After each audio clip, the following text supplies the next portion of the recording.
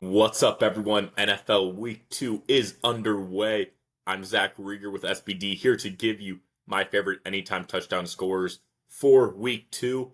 We already have a win this week. If you bet along with me, if you saw my video yesterday, we hit Tucker Kraft plus 225 anytime touchdown.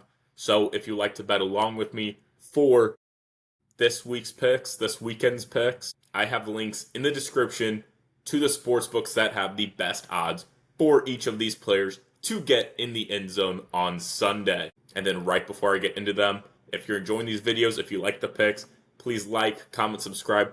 Really appreciate all of you guys. Now that that's out of the way, let's get into some picks. My favorite anytime touchdown scorer pick for week 2, Justin Fields at plus 165 at DraftKings. Lamar Jackson just ran for 70 yards against the Bills last week, averaged over 11 yards per carry.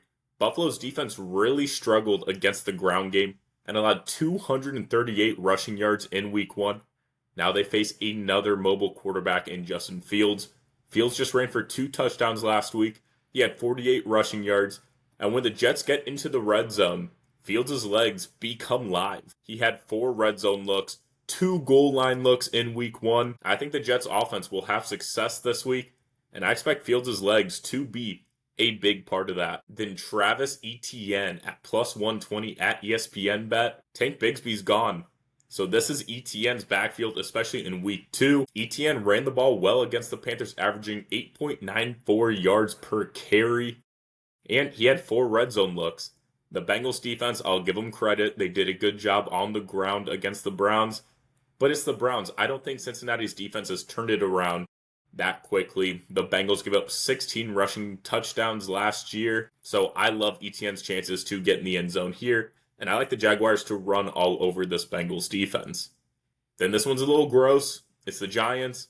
Tyrone Tracy at plus 155 at Bet365. He had a rough go against the Commanders. There's no other way to say it. He had 10 carries, 24 yards, but he did have 5 targets, and he played 74% of the snaps, proving that this is his backfield for the time being. And now he is in a great matchup against the Cowboys' rush defense.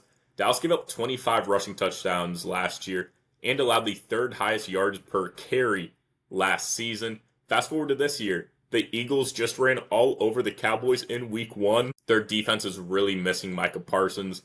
And the Giants offense, they're going to look better this week. There's pretty much no way that they can look worse than they did in week 1. They should have no problem moving the ball, especially on the ground. For whatever reason, New York decided to throw the ball when they got in the red zone last week. So I think they get back to the run game, get back to what works, especially against this rush defense. And Tracy should get the ball when they're in the red zone, and he can score here. He scored a touchdown against the Cowboys last season, and if they're down, they're 5.5, 6-point underdogs. It was shown last week. He will get some targets, which will help his chances here. Then lastly, kind of my long shot of the weekend, Jonnu Smith at plus 310 at BetMGM. This guy is Arthur Smith's best friend. It's insane.